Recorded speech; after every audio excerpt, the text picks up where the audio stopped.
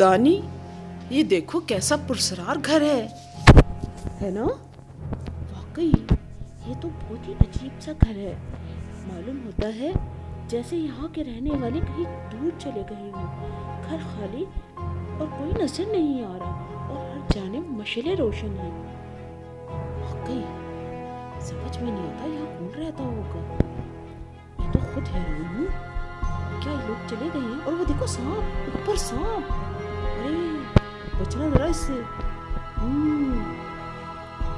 यहाँ तो मुझे मालूम होता है कोई भूत रहता है। भूत तो नहीं रहते यहाँ पर, पता नहीं। दानी और वानी, दानी और वानी, तुम दोनों को खुश आमदीद। अरे ये कौन बोला? वो देखो ऊपर ऊपर, वो सब्ज रंग के लिबास में मौजूद है। कौन है?